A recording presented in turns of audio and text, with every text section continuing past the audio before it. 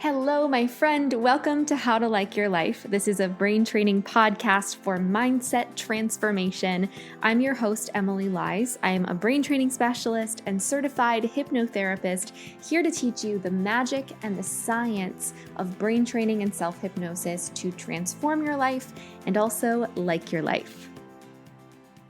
Hey friend, just wanted to pop in here before we start the episode and let you know that I'm doing a live brain training and hypnosis workshop on facing worry and navigating stress, anxiety, and worry in the face of uncertainty. It's going to be on Sunday, November 3rd at 11 a.m. Eastern Time, which for those of you in the US know that that is 2 days before a very stressful and worrisome day, the presidential election. So I figured it would be a good time to guide you through some tools to help you change your brain's response to the stressors in your life, regulate your nervous system, access your inner strengths so that you can navigate these challenges more easily. I'll give you some tools to deal with things like panic and intense fear in the moment, and you'll walk away with some really incredible strategies that you can use in your everyday life. There is a replay if you're not available or if you're in a wonky time zone, so you can still access the entire session, and your registration also includes a guided hypnosis recording that you can keep forever and ever to help you navigate worry and stress, as well as a mini brain training handbook that will outline all of the tools that we do together so that you can keep it forever. And I'm really, really excited to share these resources with you. So if you're interested in joining, even if you're just watching the replay, check out the link in my show notes. And I would love, love, love to see you there. Now let's get into the episode. This is a very, very requested topic. So anytime I put anything out in the world, a podcast, a post on social media, an email, I always get questions from people saying, Emilie, can you just teach me how to focus my brain? Can you just teach me how to quiet the noise in my brain so that I can focus on the stuff I need to do, the stuff I want to do? Because it is so hard to sit down and do the things, right? And I know just as much as anybody how challenging this can be. I have raging ADHD. My brain is so buzzy. And so I've really got to practice what I preach in this capacity. I have to take my own advice and remember that these tools that I will share with you today really, really do help focus the mind and make things a little bit easier to, find stillness and the energy to focus on what matters. And here's the thing, if you have a hard time focusing, whether you have ADHD or not, if you struggle to sit down and stay on task and stay present with things, this is not your fault. Our society is just so terrible for us when it comes to our ability to focus. Because our brains learn from experience. I say this in almost every episode because it's essential information. Our brains learn from the experiences that we have. So when we have repeated experiences of our attention jumping back and forth and all over the place, like on social media when we are orienting to new information every 6 to 10 seconds, or when we are out in a city and there's so much stimulation that's trying to pull our attention in a million directions, our brains are starting to learn that it's important for us to be able to bounce around like that because those are the experiences we're being fed. That's just part of what it is to live in 2024, unfortunately. And the thing is, our brains are not designed for this lifestyle. For the majority of our existence as human beings, as this species on Earth, our lives were slow. Our lives had a lot of stillness. We are programmed and set up to be very successful in sitting on the beach all day, snacking on berries, watching the sunrise, connecting with, 50 to 100 people total in our lifetime, maybe getting chased by the occasional bear, but for the most part, experiencing stillness and witnessing beauty in a very slow way. And then all of a sudden, in a matter of like a century, everything sped up. We now have all of this access to people and information and opportunities to learn and sources of entertainment at our disposal. There is endless information for us to consume. And so, of course, our brains are buzzy about it. They want to keep up with everything that we have access to. And the problem is we cannot possibly do everything. We cannot learn everything that there is to learn on the internet, read every book that there is in the world, watch every TV show, talk to every single person that we come in contact with. And so as a result, we start bouncing around second to second, doing our best to process all of this information. So it's not your fault. I'm going to keep saying that. It is not your fault that this is the way our brains work. It's really hard. It makes life really challenging when we do want to sit down and focus on what matters to us and engage in projects and read a book or talk to a friend without our brains going a million miles an hour. But your brain is just doing its best with the lifestyle that we are providing it, you know? But unfortunately, what we do focus on is amplified in our minds and shapes our reality. So, what we pay attention to creates our life and shapes our beliefs and communicates with our nervous system as to how we should react in situations. I've been thinking a lot about the phrase pay attention. I think it's really interesting that the verb is to pay because our attention is like a currency. We pay our attention to something and then we get an experience in return. I pay attention to the things that stress me out, and as a result, I receive an experience of stress.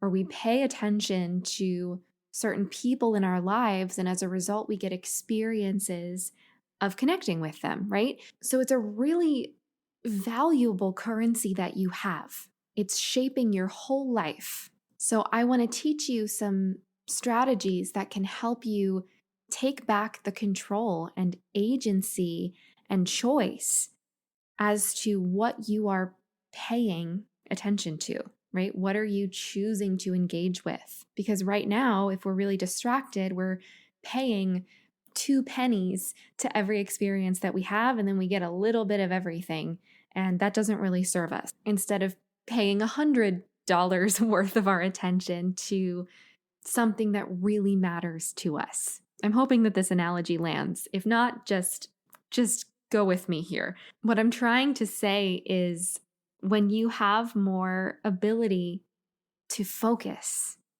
when you can teach your brain to focus, you get to choose what matters to you. You get to choose which experiences are shaping your thoughts and feelings and behaviors. You get to enjoy more of your life and get absorbed into the moments that bring you joy and fulfillment.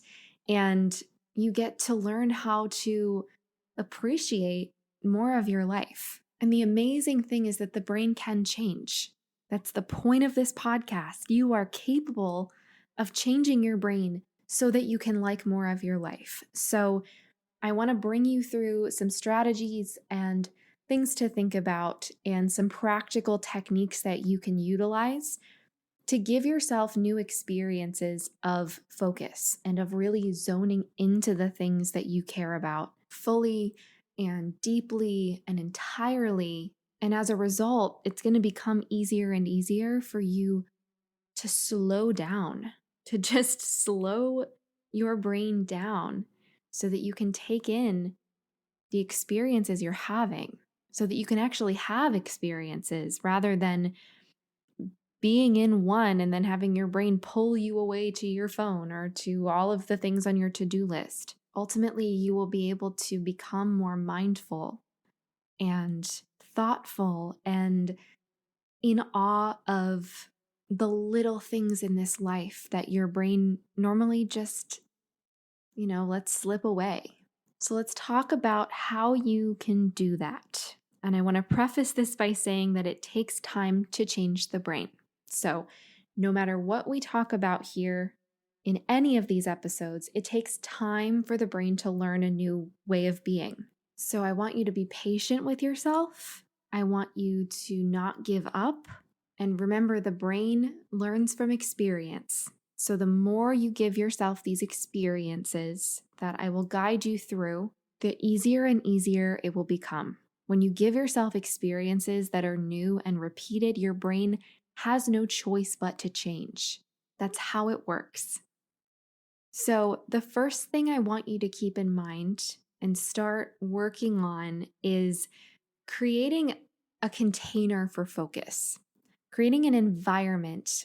Let's call it our focus zone, creating a focus zone to set up your space and your surroundings and curating your experience a little bit so that it's easier to focus, whether you're focusing on a project or you want to think through something, or whether you are doing the practices that I'm going to teach you in a little bit. Anytime you intend to focus in any capacity, I want you to create this focus zone. So here's a couple ways you can do this. The number one thing that I will encourage every single person to do, no matter what, is to put your phone away. Just put it away. Put your phone in another room. I know this might sound like a radical thought, and I feel you. I know that I am not practicing what I'm preaching here because my phone is right next to me, but there has been some research that shows that even when our phone is in our line of sight, not even when we're using it, but when it's just in the room with us and we feel its presence, when we know it's there, we are less focused. It actually decreases our cognitive capacity because our brains keep just getting pulled toward the possibility of what is on our phone. Isn't that wild? It's like the knowledge of having your phone in the room with you is as though your phone just keeps whispering, "Hey, I'm here. I'm over here. Hey, hey, pay attention to me. Pay attention to me." Even if it's completely off. So put your phone in another room. If you have to have it in the room, if you are a parent or you have somebody who, is in the hospital and you need to have access to phone calls for emergencies, and I want you to really dig deep and make sure that these are true emergencies, put your phone in a little box away on your bookshelf and just, allow it to have the sound on if you need to get a phone call. Otherwise, put it in the other room. You will have so much more mental freedom and focus and capacity if it's not here with you. Okay? I mean this with so much love. So, there's some other ways that you can create your focus zone that can really establish to your brain that it's time to focus. Now, our brains rely heavily on our environment to look for cues and determine how we think, feel, and behave. So, if we create an environment every time we sit down to focus on something, it'll start to form an association and your brain will start to recognize those cues and think, okay, cool, now it's time to drop in and focus. So, I want you to think about how you can engage all five of the senses, or as many of the senses as you can, to set up this focus zone. I would recommend for touch to put on really cozy clothing or have some kind of fidget toy or a soft blanket. For sound, I really like to have on binaural beats or study music, or even just a white noise machine, just some kind of soothing sound.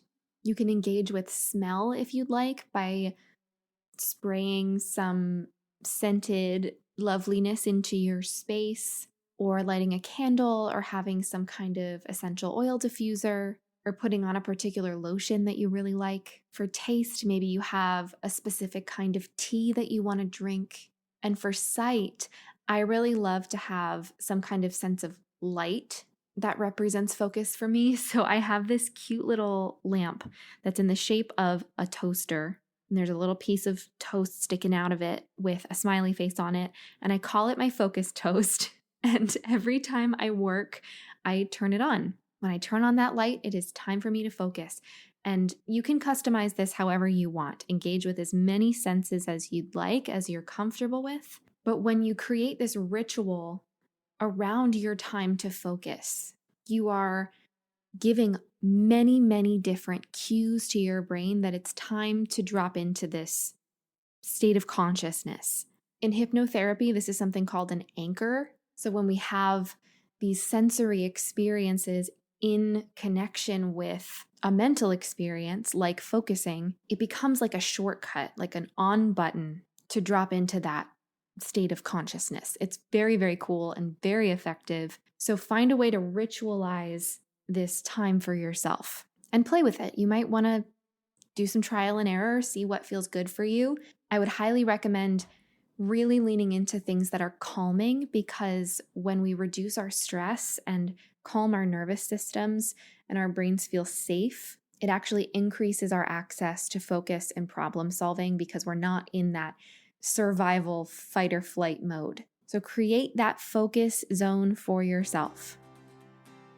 I'd like to quickly interrupt this episode to share a bit about how you can make it easier to like your life using my hypnosis app, Dawdle. What you might not know is that every single episode of this How to Like Your Life podcast is paired with a recommended guided hypnosis session on the Dawdle app to help you enhance the practices that we're talking about here, so you don't have to figure it out all on your own.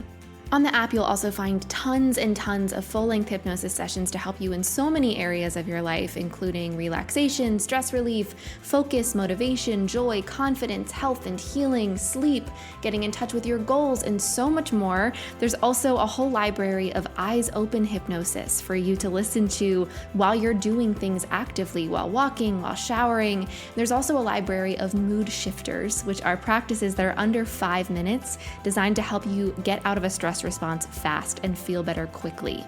So in this podcast, I'll teach you how to like your life, and on Dawdle, it'll become a very easy task. So make sure to try out Dawdle for free for 7 days, and you can find the download links in the show notes. Now let's get back to the episode. All right, so you have set the scene for your focus zone. You've created this container that'll show your brain that this is time to focus. Now it's time to learn how you can train your attention and train your brain to pay attention to things on purpose for longer and in a way that feels easier for you. One of the best ways to train your attention is through building your access to mindfulness. And I know mindfulness and meditation are really buzzy topics, and a lot of people associate mindfulness with this idea of sitting and being completely still and silent and having total peace and emptiness in your mind. And that's actually not what it is at all. Mindfulness is mental training to continually practice what it's like to come back to the present moment. Some people might not tell you this, but when you are engaging in mindfulness practices or meditation, and I will share with you some really easy ways to start with this. When you do these things, you will continue to think thoughts. You're not going to just empty your mind. Our human brains are designed to think. And removing your thoughts isn't even the point of meditation. I had a really hard time trying out meditation for many, many years because I thought I was doing it wrong. Anytime I had a thought or got distracted or got frustrated, I felt like I was failing at it.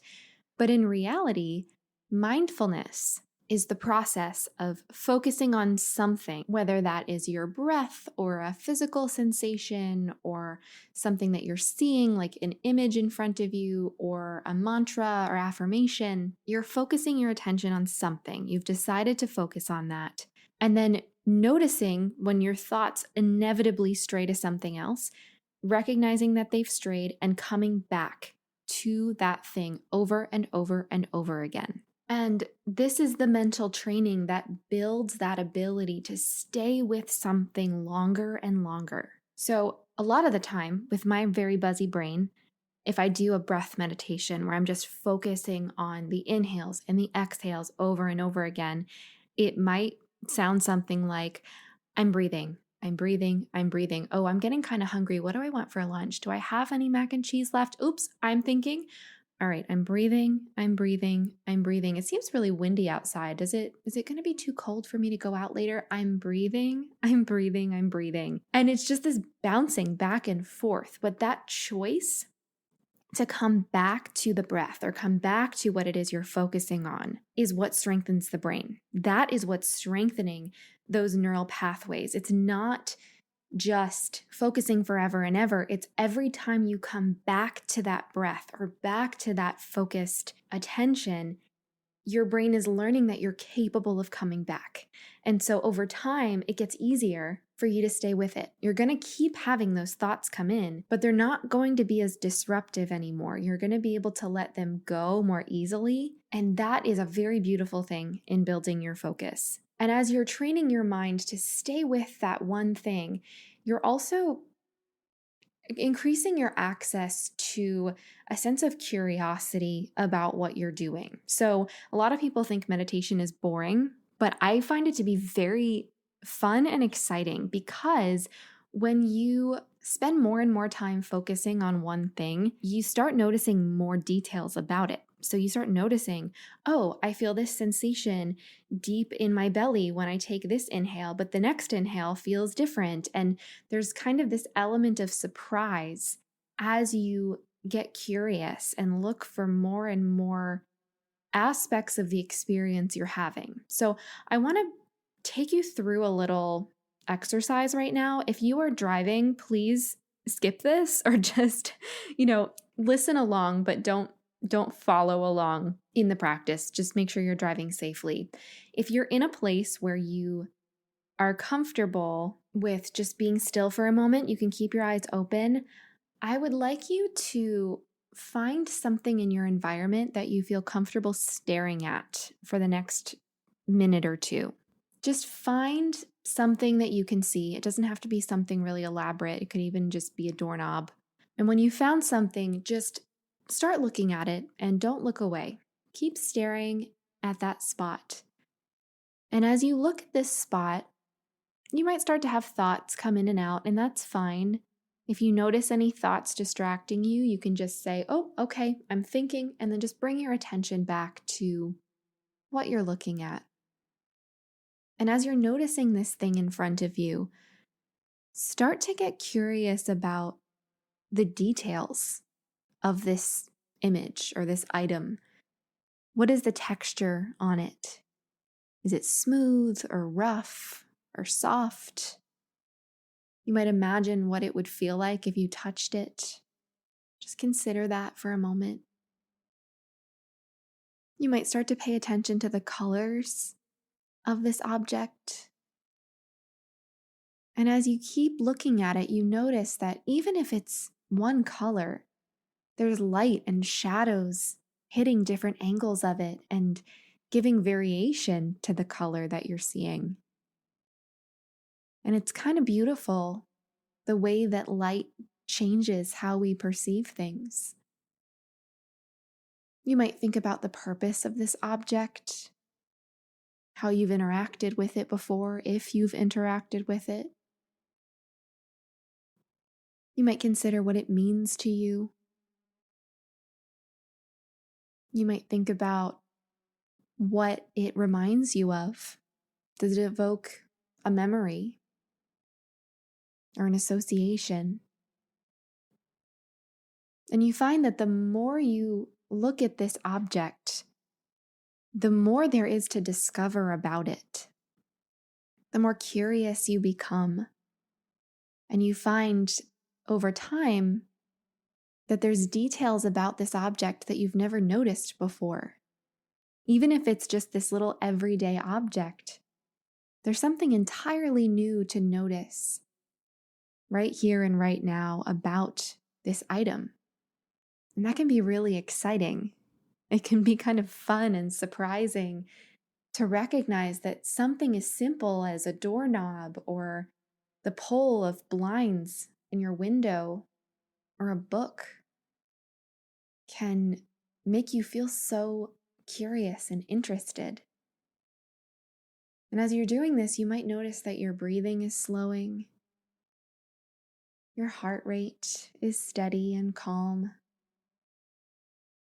And it's becoming easier and easier to stay with this object, to really be present with it. Just notice what that feels like, to let go of everything else around you, to just listen to the sound of my voice, and to look at this object And with me, take a long, slow, deep breath in. And let that go with a big sigh out your mouth. All right, you can shake that off. Look elsewhere in the room. Now, that is a practice of focus. That is mindfulness at its core. You are becoming more and more present and curious about something that is right here and right now. And so, as a beginner practice, I would encourage you to spend 60 seconds or 2 minutes, just set a little timer in your focus zone that you have created and start getting curious about something in your environment. It can be something different every day. It doesn't have to be something you're physically seeing with your eyes. It could also be a physical sensation. It could be your breath. It could be the feeling of playing with a fidget toy. It could be a smell. But just let yourself get curious about it. And anytime you notice your thoughts straying to other things, just say to yourself, oh, I'm thinking, okay, cool. And let that thought go and just come back to what you were focusing on. And that's the first step to training your mind to really be with something. And it's probably going to be a little uncomfortable at first because we are so used to stimulation and entertainment that it's hard for us to find that in a quiet environment or in something that's not bright and flashy like a TikTok. I would encourage you to also play with this when you're in line at a store, when you're waiting for something. If you feel the instinct to grab for your phone just because you're bored, try this exercise first for 30 to 60 seconds and just find out what you notice.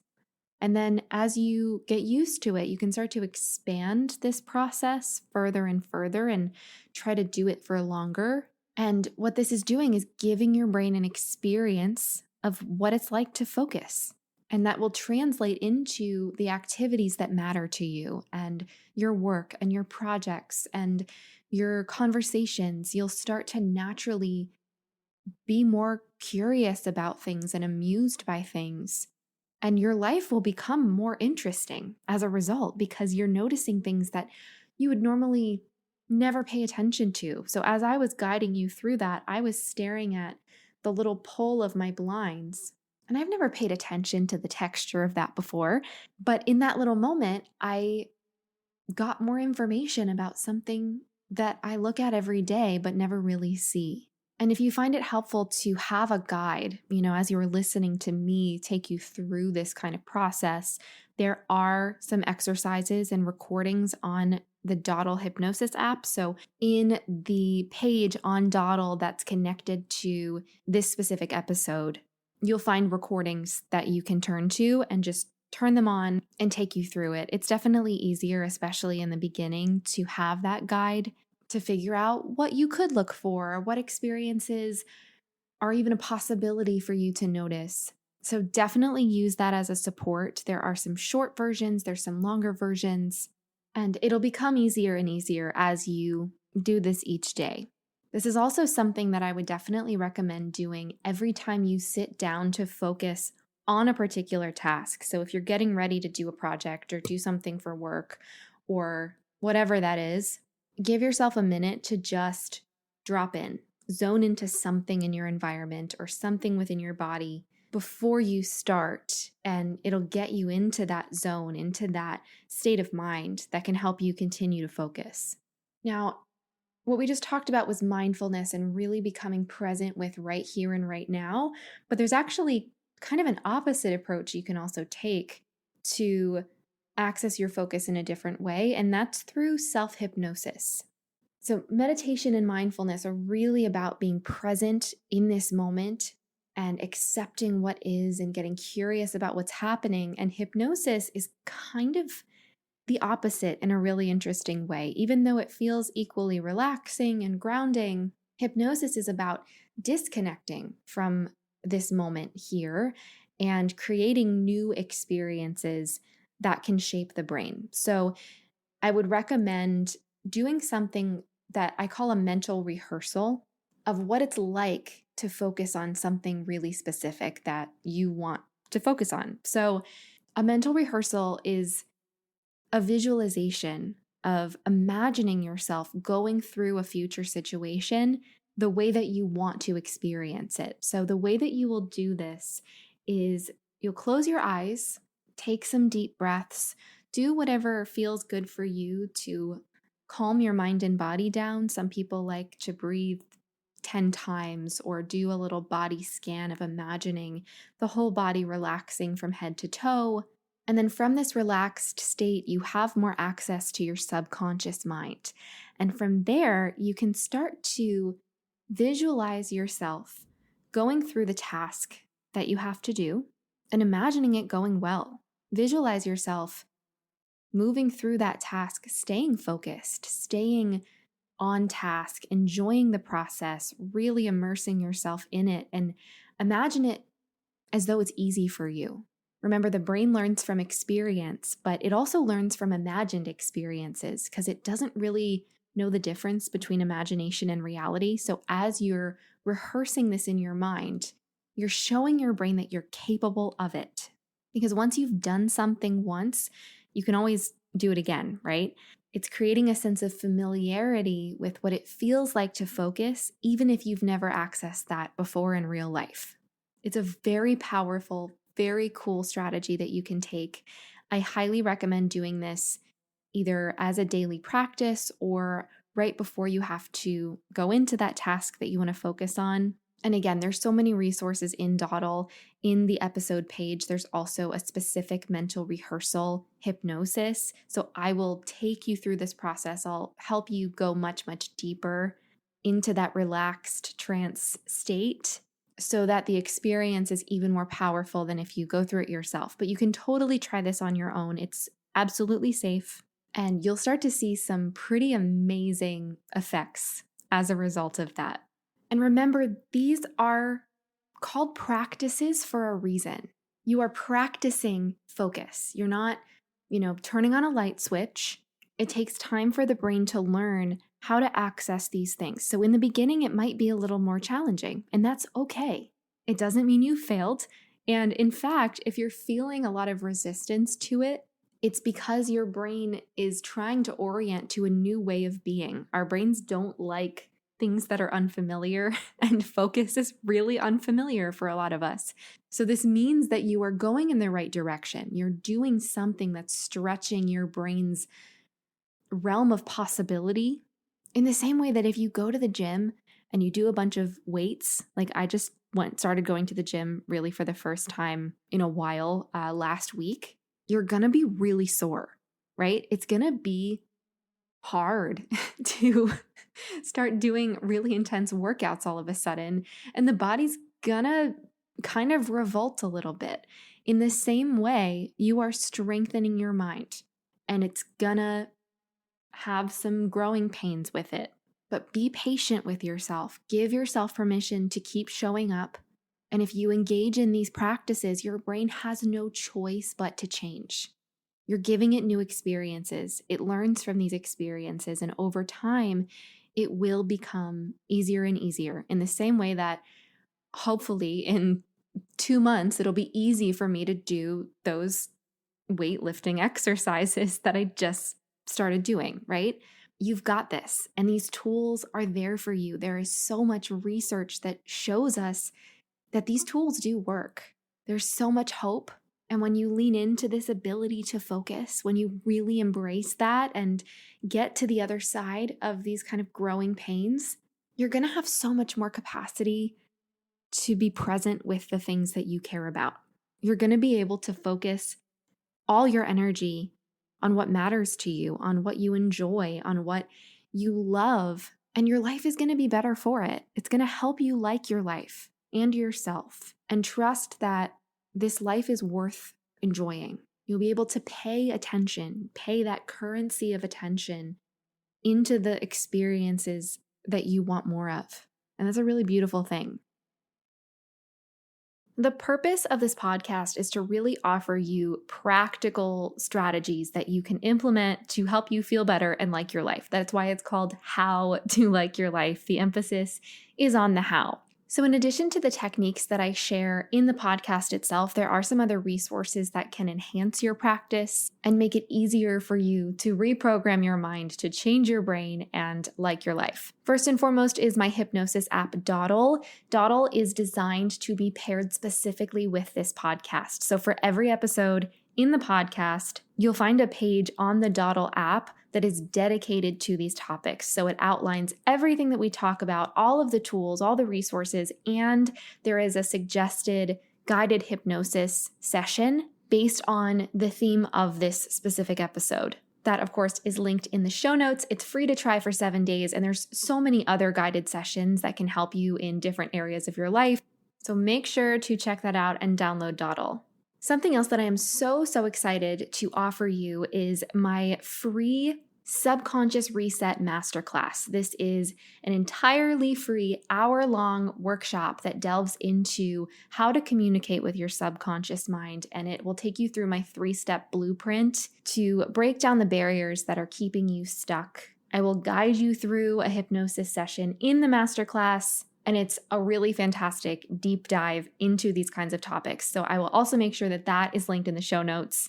And finally, if you want a much deeper dive, if you are like, Emilie, hold me accountable, guide me through all of these things, and you want a step-by-step process to reprogram your mind to feel more confident, to feel more joyful, and to work toward your goals, I would also love to invite you to my 6-week Hypnotic Empowerment 2.0 online course. This is my signature program that will guide you through every step that you need to essentially give your mind a little tune-up, a little reset.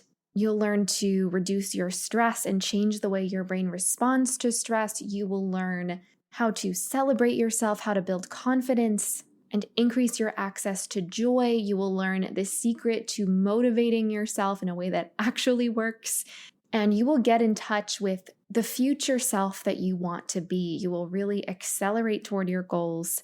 And in this program, I guide you every step of the way through video lessons. There's daily practices, there's guided hypnosis sessions, and so much more. It is such a life-changing experience. So if you're ready to dive in, check out Hypnotic Empowerment 2.0 in the show notes. And I can't wait to guide you through this process. Now, if you enjoyed this podcast, if you enjoyed this episode, please feel free to let me know your thoughts. Share it on your Instagram story, tag me. I love seeing these messages. And most importantly, let me know how it goes as you implement these tools. Because this podcast is here as a resource for you to change your life. And it's so cool to see how many different people are implementing these strategies to be living their dream lives. And you are so capable of liking your life. You're so capable of feeling happy and confident and wonderful. And it's such a pleasure to guide you through these practices. You've been listening to How to Like Your Life. It's been so wonderful chatting with you, and I will talk to you soon. Bye, friend.